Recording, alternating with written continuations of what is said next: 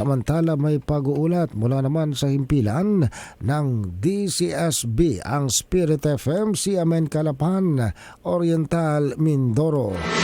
CNN Live Nationwide. Junard Acapulco, magandang araw sa iyo. Magandang araw, Sir Ariel. Magandang araw, Pilipinas. Ang pinakamaningning na parol sa buong Pilipinas ay mula sa dibisyon ng lungsod ng Calapan, lalawigan ng Oriental, Mindoro.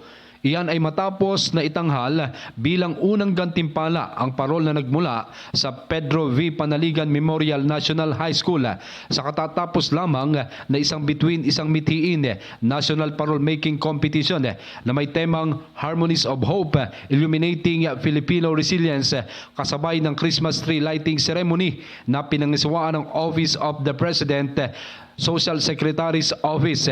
Ang talang parol ay bunga ng dedikasyon at pagsusumikap ng mga mag-aaral na sina John Chris Quinones, Ren Peter Ramirez, John Daniel Samonte at John Renz Adarlo sa paggabay ng kanilang mga coaches na sina Richard Amores at Paulino Adarlo. Gayon din ang kanilang school head na si Glorniel Dilupac Romero.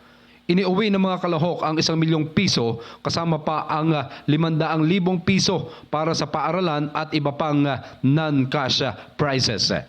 Mula dito sa Oriental, Mindoro, ako si Junard Acapulco ng DCSB Spirit FM Calapan City. Reporting live para sa CMN Pilipinas. CNN Live Nationwide. Maraming salamat, Junard Acapulco, mula po naman sa Spirit FM CMN Calapan, Oriental, Mindoro.